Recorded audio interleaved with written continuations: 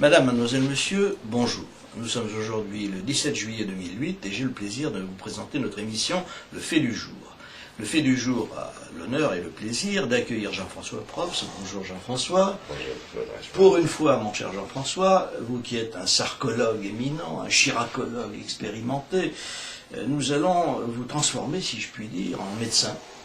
Car c'est sur le plan médical que j'aimerais poser notre entretien. Tout simplement parce que nous avons en face de nous, et là nous rejoignons la politique, deux personnages importants, le président de la République et le Premier ministre, qui ne vont pas bien. Alors le Premier ministre, nous l'avons vu, a eu besoin d'une béquille pour se rendre péniblement au Sénat, et effectivement il avait l'air marqué, c'est très manifesté, une fatigue évidente, il a mal au dos, il a semble-t-il une sciatique. Quant au président de la République, il a jugé urgent de se rendre pour se reposer à Marrakech, où il se rendra à partir de ce soir, je crois. Et d'autre part, il a dit et laissé dire au terme de la cérémonie du 14 juillet qu'il était épuisé, qu'il n'en pouvait plus, etc. Alors ça pose un vrai problème, parce que vous qui avez quand même suivi la politique française depuis tant d'années, est-ce que vous vous souvenez que la tête de l'État, les deux têtes de l'exécutif, étaient en si mauvaise forme en même temps?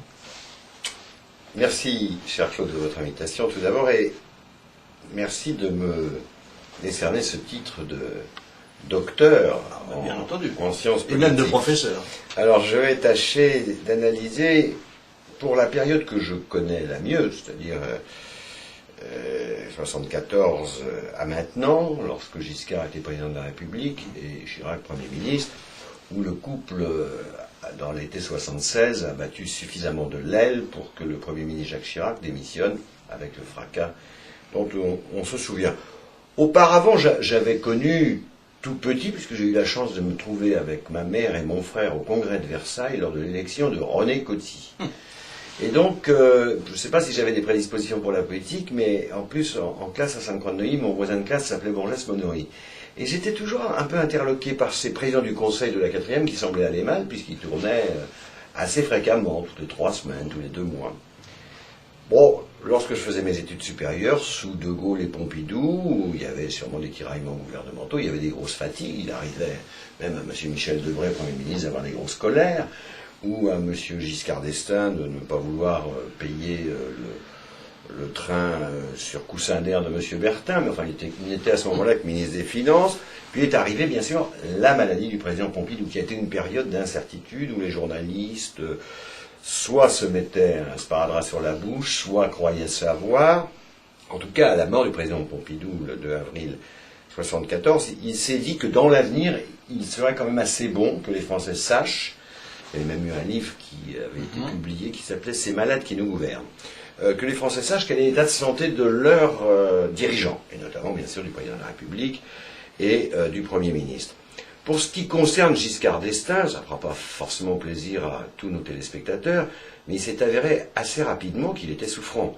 Pas très gravement. Il rentrait dans le camion du laitier à 5 heures du matin, où il invitait les éboueurs à petit déjeuner dans la vaisselle de Vermeil. Bon, ce qui dénotait déjà quelques faiblesses mentales, mais à base de sympathie. Vous savez, dans les maisons spécialisées, il y a toujours comme ça des gens qui se prennent pour Napoléon ou pour le roi de Prusse, et après tout, on ne peut pas trop leur en vouloir.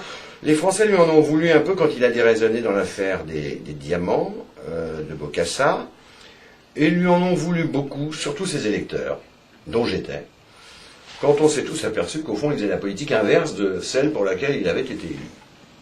Et à l'époque, il y avait un Premier ministre célèbre que vous avez bien connu, cher Claude Reichmann, Raymond Barre, qui au fond, lui, n'était pas du tout malade. Oh, il avait peut-être des digestions un peu difficiles parce que c'était un bon gastronome, mais il essayait de faire de la rigueur.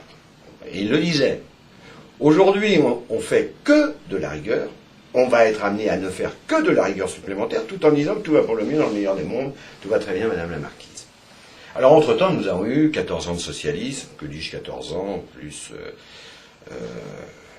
Chirac-Jospin, Chirac-Villepin, c'était du radical socialiste. Donc on vient d'avoir, en gros, 25 ans, 30 ans, disons, de socialo-communisme, comme on aurait dit, même si les communistes ont disparu, pas partout, mais enfin, en tout cas dans l'esprit de certains, il faudrait encore faire du social, de l'assistanat, du plus pour les uns et beaucoup plus pour les autres. Si François Fillon est aussi souffrant en ce moment, je pense qu'il y a des raisons mécaniques, comme il nous arrive à tous d'avoir un lumbago, une sciatique, ou une colite néphrétique, ou que sais-je. Mais je pense qu'il y a aussi chez François Fillon, que j'apprécie beaucoup pour sa rigueur, sa compétence, son sérieux. Je trouve d'ailleurs qu'il y a 2 mois, il a fait une émission de télévision qui valait 18 sur 20, qui était plutôt engageante, rassurante pour les Français, parce qu'en ce moment, les Français ont peur. Ils n'ont pas de pouvoir d'achat, surtout pour leurs vacances, mais ils appréhendent la rentrée, ils appréhendent le chômage de leurs enfants. Puis à la radio, à la télévision, même dans une presse propagandiste, ils ne découvrent chaque jour que des folies. Et voilà maintenant qu'ils ont un président fatigué. Remarquez, on ne serait à moins, parce qu'au bout d'1 an d'agitation et de course à pied dans tous les sens de la planète, avec au fond assez peu de résultats, parce que tout a été lancé, si je puis dire, et pour le moment, je défie quiconque de me dire quelle réforme aurait réellement abouti, à part peut-être quelque chose de tangible et de concret dans les universités grâce à Madame Valérie Pécresse. Mais pour le reste, alors, avec une majorité comme il y a au Sénat et une majorité comme il y a à l'Assemblée nationale, tout devrait passer, si je puis dire, comme lettre à la poste. Or, on me dit, j'espère que non, mais qu'au Congrès, lundi prochain, le 21, le texte de réforme des institutions ne serait pas voté. Bon, alors à mon avis, ça va être à 4-5 voix près. Il va bien y avoir des Jack Lang et des Bernard Debré pour aller faire des mondanités et voter pour. Mais je crois que c'est pas ça le fond du sujet. Je mets au défi d'ailleurs quelques politologues de nous dire qu'est-ce qu'il y a vraiment dans cette réforme constitutionnelle. Parce que la Constitution, c'est quand même important. C'est pas quelque chose qui doit être adopté par la droite contre la gauche. C'est un texte institutionnel qui engage l'avenir de notre pays et le fonctionnement de l'État et des pouvoirs publics. Je trouve qu'il aurait mieux valu attendre, qu'il y ait plus de concertation, et en tout cas, je le dis solennellement aujourd'hui, et il m'est agréable de le dire chez vous, cher Claude Reichmann, qu'on puisse aller au Congrès à Versailles pour une réforme de la Constitution de la Ve République, alors que le nouveau Sénat ne sera réélu que le 28 septembre prochain, et le futur président du Sénat, nouveau j'espère, sera réélu le 2 octobre, il allait, j'espère que M. Guéant a encore un peu de bon sens, si M. Guénaud n'en a plus, pour dire, et si Mme Pégard a 2 sous de jugeote, pour dire au président de la République, mais M. le Président, on attend le mois de novembre, et on va faire une réforme constitutionnelle avec des voix qui proviendront du nouveau Sénat, qui, je le rappelle à nos compatriotes, va être renouvelé par tiers. Bon, vous direz qu'au Sénat, actuellement, il y a 100 sénateurs qui sont jamais venus l'année dernière, ne serait-ce que siéger 1 minute. Néanmoins, moi je suis assez sérieux. Je trouve que cette réforme constitutionnelle, elle peut être le signe que si le Premier ministre a mal au dos et le Président a mal à la tête, avant ce congrès, et à tel point que le Président s'en va, je ne sais pas si c'est chez le roi du Maroc, ou dans le riad de M. Poncelet, ou dans une maison de M. Berger, ou de Bernard-Henri Lévy, je ne sais pas, parce que la jet set est à Marrakech, donc j'imagine que la guitariste Carlita a quelques adresses à donner à son mari pour les proposer. Néanmoins, le sérieux m'amène à penser que si vraiment il faut aller chercher les voix les unes après les autres, il ne suffit pas de menacer les députés de l'UMP à l'Élysée. Moi, j'ai jamais vu ça dans les 30 ans passés.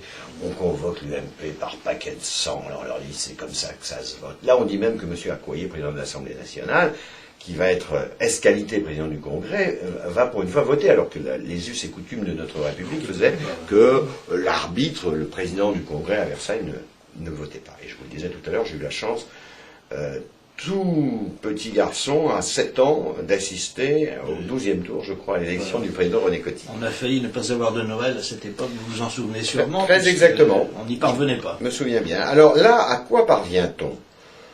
On a un président Poncelet qui est en fin de course, dont on me dit qu'il voudrait se représenter, mais dans le Sénat actuel, toutes les blagues sont bonnes. Quand je vois que M. Monroy, qui a probablement dépassé les 80 ans, avait fait voter lorsqu'il était Premier ministre de François Mitterrand la retraite à 60 ans, 20 ans après, lui, il est encore en piste et il gagne sûrement un peu d'argent.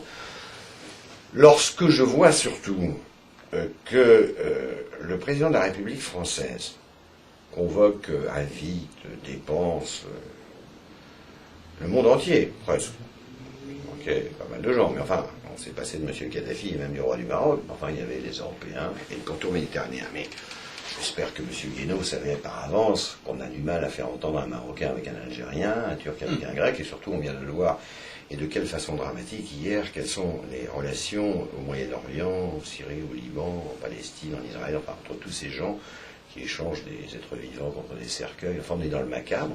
Donc je crois qu'on est un peu à côté de la plaque, et la maladie, cher docteur Eichmann, je crois qu'elle est plutôt mentale, morale, éthique, et comme diraient les Espagnols, des corazón. Parce qu'il n'y a pas le mental, il y a la dépression quasiment nerveuse. Il y a une inflation comme on n'a jamais eu, il y a des dettes et des déficits comme on n'a jamais eu, il y a un commerce extérieur, mais vraiment catastrophique. Et alors on nous dit, bah oui, mais le pétrole, le prix du baril, le dollar, mais attendez, vous voyez que l'Espagne, l'Allemagne, la Grande-Bretagne, qui sont nos voisins immédiats, n'ont pas ce problème. Bon, les seuls qui en ont plus que nous, mais ça c'est peut-être parce qu'ils ne sont pas riverains de la Méditerranée, sont les Belges. Bon, eux, ils n'arrivent pas à faire s'entendre des Flamands et des Wallons. Mais ils ont deux fois moins de problèmes, puisqu'ils vont se séparer très certainement. Alors, ça va diviser les difficultés. Probablement l'Union européenne, qui est déjà chaotique et bégayante, parce qu'il n'y a que M. Sarkozy pour penser que c'est pas grave si les Irlandais votent non. De même que c'était pas grave si la France ou les Pays-Bas avaient voté non. C'est quand même assez bizarre que le seul qui semble avoir la tête un peu sur les épaules aujourd'hui serait le petit président polonais. Donc il faut quand même être un peu sérieux par rapport au suffrage universel. Soit on y croit et on obéit au désir du peuple, soit on donne des dictates au peuple par la presse. Je vois parfois, par exemple, un journal comme Le Figaro, chez certains de ses éditorialistes, émettre des messages propagandistes que je n'aurais pas cru possible dans notre génération. J'ai un ami au Figaro que j'aime beaucoup, qui était avant au Figaro, qui est maintenant le patron du Figaro Magazine. L'autre jour, il a écrit, Alexis Brézet, que Nicolas Sarkozy a fait plus en 12 mois que Chirac en 12 ans. Alors on a beau ne pas être un Chiracien invétéré, on se dit quand même, au-delà d'une certaine limite, le ticket n'est pas valable. Romain Gary vous aurait puni. Alors, il y a un autre éditorialiste dont on me dit, mais je ne peux pas croire que ce soit vrai, je suis sûr que vous allez vous informer, pour lequel son papier, M. Moujotte aurait demandé quasiment l'autorisation, l'imprimature à M. Guéant, secrétaire général de l'Élysée, pour savoir si. Donc, il y a une maladie, il y a des déviances, il y a des incertitudes, il y a des peurs, il y a des angoisses, il y a des policiers qui se suicident, il y a des gens qui vont mal, il y a même des pharmaciens qui ont oublié des enfants dans les voitures. La France est perturbée. Alors, ou bien il y a les restes de Tchernobyl, ou bien c'est cette politique sarkozo-fillonesque qui ne marche pas. Alors, la vérité, c'est que en un an, le résultat est ce que vous avez qualifié tout à l'heure de maladie. Voilà. Alors précisément, je vous remercie de cet exposé vraiment très complet de la situation, parce qu'on ne peut pas comprendre effectivement le mal dont souffrent nos gouvernants sans un exposé vraiment complet. Alors là maintenant, vous avez parfaitement dressé le tableau, et nous avons face à nous une situation quand même très préoccupante, parce que la France est vraiment en grande difficulté, au-delà même de la grande difficulté, on est dans une crise véritable, une crise profonde, et nous allons aborder cette crise avec un exécutif mal en point, une majorité divisée, et finalement un peuple qui pour l'instant... Pardon de vous interrompre, il y a une opposition... Et une opposition déliquescente, et donc on se demande ce qui va se passer. Alors est-ce qu'il y a un risque finalement, que le peuple, à un moment ou à un autre, peu ou prou, tôt ou tard, se réveille et se disent, c'est arrivé souvent en France, ils se disent, il y en a assez, on va changer un petit peu tout ça. Est-ce que vous Alors là, c'est plus le docteur Probst ou le professeur Probst qui va vous répondre, c'est le petit citoyen qui descendait autrefois chez sa grand-mère dans le sud-ouest, c'est une femme de grand bon sens, et qui nous disait à mes cousins et à moi, parce qu'on arrivait de Paris, on est toujours un peu enrhumé, mal à la gorge, enfin les Parisiens, et elle disait, mettez-moi tous ces médicaments au bourrier. Bourrier, là-bas, dans le sud-ouest, c'est la poubelle.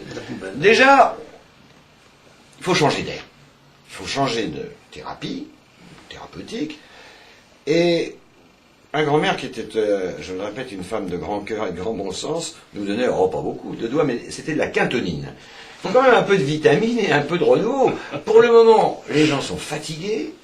Les journalistes sont de mauvaise humeur, ceux de la télévision se voient bientôt fonctionnariser de façon un peu maladroite. D'ailleurs, faut-il supprimer le CSA? Sûrement. J'avais déjà proposé récemment de supprimer le Conseil économique et social. Je pense qu'il va falloir, comme aurait dit M. Allègre quand il avait encore de l'influence chez Jospin, dégraisser le mammouth. Alors, l'État, c'est pas qu'il va falloir mieux d'État, mais il va falloir beaucoup mieux d'État. Et comme vous le dites vous-même souvent dans votre lettre, il va pas falloir moins de dépenses de l'État, mais beaucoup, beaucoup, beaucoup moins.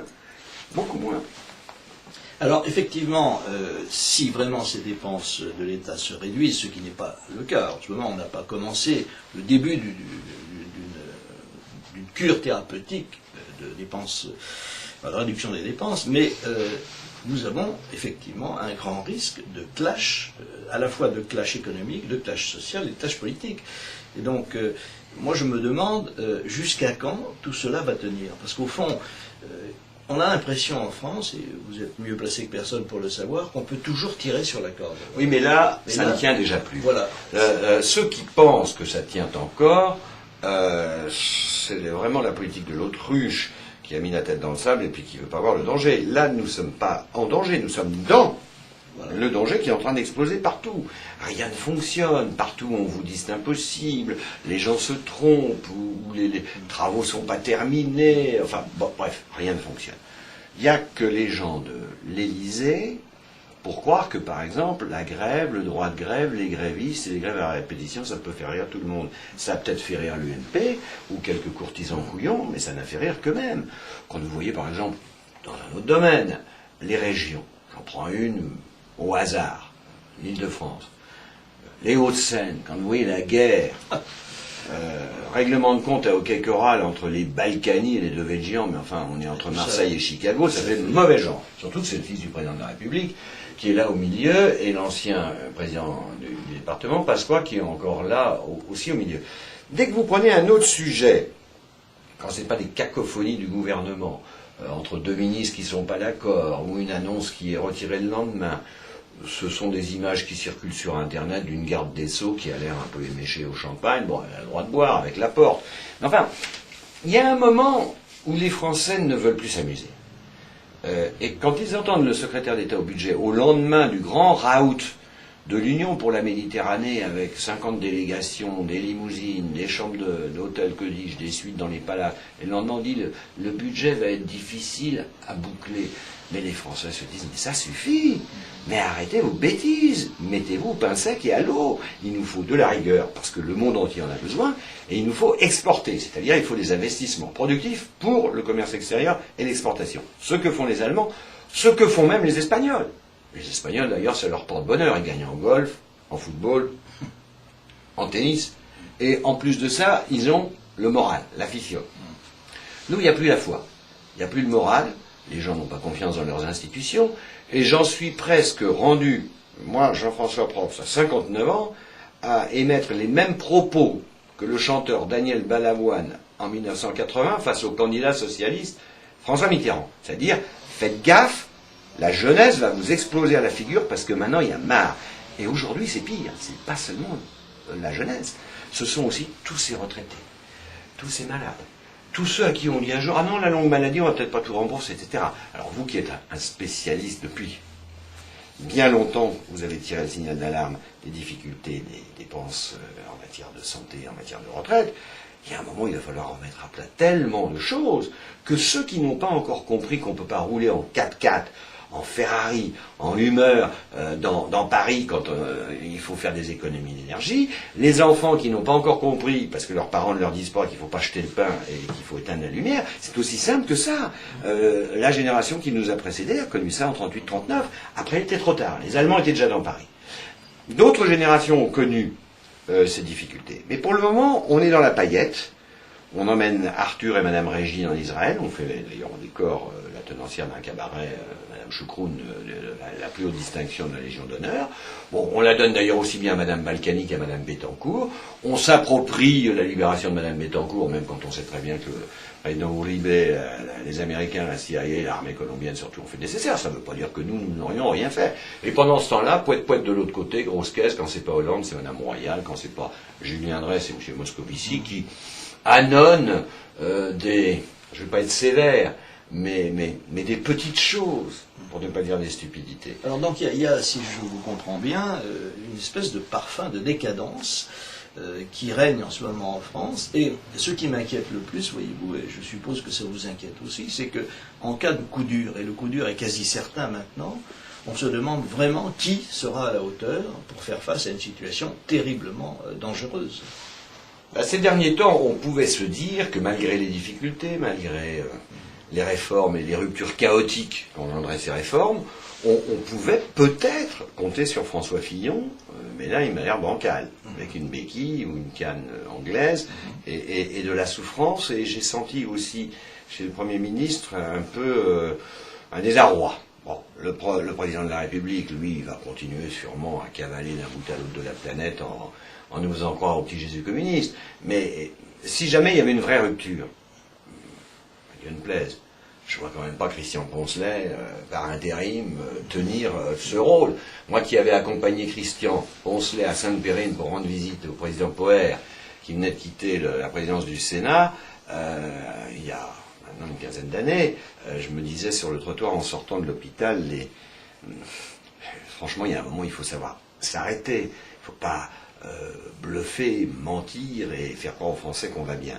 Non, la vérité, c'est que beaucoup de Français, vous savez, et pas seulement de droite, mais beaucoup de gens de gauche sont en train de se demander si c'est pas un nouveau De Gaulle, ou peut-être même un Franco qu'il faudrait en France, parce qu'il y a tellement de cassures, de brisures, d'effondrements, de difficultés dans l'éducation, dans la santé, dans les entreprises, que se disent, mais comment peut-on faire pour ça? Alors moi je crois qu'il faut une révolution propre, je l'espère, et sans effusion de sang, mais qui tiendra compte de toute cette rigueur et de ce sérieux dont le pays a besoin. Alors ce ne sont plus des petites réformettes, ce ne sont plus un alignement de réformes nombreuses, c'est un cap, et 2 ou 3, vous les connaissez comme moi, vous en avez parlé d'ailleurs dans vos programmes. Moi, ça fait longtemps que je parle de choses dont j'aurais aimé voir l'application. Vous vous souvenez qu'à une certaine époque, notamment quand Jacques Chirac a gagné avec 82,5% des voix contre le Front National, j'aurais espéré un gouvernement de large union pour justement appliquer dans la diplomatie, dans les armées, pour la défense de notre pays, et aussi dans tous les domaines de la coopération internationale, parce que c'est vrai qu'on est dans un système de mondialisation, mais à condition de faire des réformes économiques et sociales en France profondes. J'avais même espéré dans un livre récent, Les Dames du Président, que Madame Lagarde se lancerait un corps perdu dans ce type de réforme. Enfin, elle-même, hier, était en train de bredouiller qu'avec 3,5% d'inflation, avec ceci, cela, on allait réviser la croissance. Mais la croissance, ça ne se décrète pas. La croissance, elle vient de la confiance et de l'envie des Français de travailler. Or, en ce moment, ils n'ont plus envie de travailler.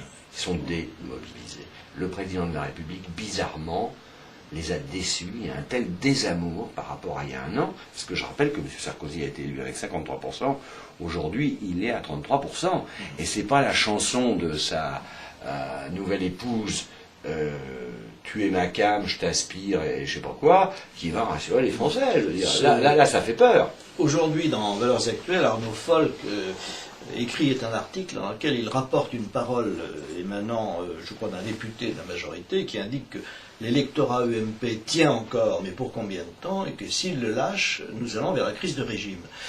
Je suis absolument convaincu que nous allons vers la crise de régime, car ce qui tient encore dans la majorité, c'est uniquement le fait que les pensions sont encore payées, et que, bien entendu, toute la politique d'assistance, les fonctionnaires sont encore payés, mais si demain il y a des difficultés ou des réductions de dépenses et donc des réductions de prestations, vous allez avoir tout ce pan qui tient encore et qui va lâcher, et à ce moment-là, tout peut arriver. Oui, cher Claude Reichmann, les Français d'aujourd'hui sont un peu zarbis, comme disent les jeunes. Ils sont bizarres parce que M. Le Pen, M. Dieudonné, M. Gollnisch et leur bande ont disparu dans l'irréel, ou dans le virtuel. M. de Villiers est engoncé dans des problèmes qui le cantonnent dans le Puy du Fou. M. Dupont-Aignan se bat courageusement pour essayer d'être un des derniers souverainistes à expliquer que l'Europe devrait être celle des nations, et je trouve qu'il fait un bon travail. Mais mis à part ça, cette espèce de magma informe qu'est l'UMP et la nouvelle majorité présidentielle, bon, j'étais très hostile à ce que Monod et Juppé ont fait de ce truc en rassemblant des EDF et des RPR et des CNI, parce que du coup, maintenant, on a cette espèce de masse informe.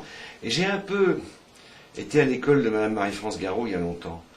Et elle savait bien que les députés, en parole, parfois, sont assez violents, surtout à la buvette, ou dans le train qui les ramène dans leur circonscription, dans l'avion qui les amène à Paris, mais quand il faut vraiment remettre en question son propre mandat par rapport aux électeurs, parce que certes, en ce moment, ils se font engueuler. J'imagine qu'ils reviennent avec des mauvaises nouvelles. Mais je ne les vois pas sécréter une crise de régime par la voie parlementaire. Pas par eux. Mais en revanche, ce qu'il peut y avoir, ce sont des mouvements populaires et de rue et d'expression, parce que M. Sarkozy pourra nommer le président du service public de la radio-télévision. Les patrons de France Inter, Radio France Internationale, TV5 pourront être l'épouse du ministre des Affaires étrangères. Tout ça, vous savez, il y a un moment, c'est contourné. D'abord, c'est contourné par les médias libres, c'est contourné par Internet, et puis le peuple, quelle que soit la propaganda Staffel, il sait juger. Les mêmes gens qui, autour de Balladur, Balazir, Balakosi, Baladjian, Balakani, avaient complètement colonisé les moyens d'information, ont été battus à l'époque par un Chirac qui était matraqué par la radio-télévision publique, les mêmes, Mme Claire Chazal, enfin tous les mêmes. Et puis, Jospin n'avait pas réussi parce qu'il n'était pas charismatique. Et d'ailleurs, 7 ans plus tard, il a recommencé à dire que Chirac était usé, vieilli, fatigué. C'est pas du wishful thinking qu'il faut faire, c'est de l'action. Il faut être un homme politique. Alors, vous le savez mieux que moi, il y a des circonstances, il y a une population, il y a des gens qui désespèrent, il y a des gens qui veulent, il y a des gens qui ne veulent plus entendre de mensonges, et puis surtout, il y a tout à coup des gens qui veulent tout de suite, une réponse sur la réalité. Prenez par exemple M. Borloo, sur l'affaire du Tricastin, il ne peut plus mentir. Là, il ne peut plus nous faire des farces du Grenelle de l'environnement et des poètes. Donc c'est de la vérité que vous exigez, et évidemment, ce sera notre conclusion, car nous arrivons au terme de cette émission. Je voudrais, mon cher Jean-François, vous remercier vivement, parce que même si vous n'avez pas fait vos études de médecine, vous avez fait des études qui font de vous un grand praticien, votre expérience, le fait que vous avez côtoyer tous les grands politiques de la planète. Et donc, je crois que nos téléspectateurs vont pouvoir bénéficier, en cette veille de vacances, du diagnostic extrêmement pertinent que vous avez fait. J'espère qu'à la rentrée, vous viendrez nous rendre une nouvelle visite pour nous dire si les choses se sont arrangées pendant les mois d'été. J'en doute un petit peu. Et comme nous arrivons au terme de cette émission, je vous souhaite, mon cher Jean-François, d'excellentes vacances. Je rappelle que votre dernier livre, paru aux éditions du Rocher, s'appelait Les Dames du Président. Les Dames du Président, que c'est un livre excellent pour passer vos vacances. Madame, mademoiselle, monsieur, je vous retrouverai certainement avant ces vacances, car nous avons d'autres émissions qui vont avoir lieu. En attendant, soyez heureux si vous le pouvez, portez-vous bien, mieux que nos gouvernants. À bientôt et vive la France.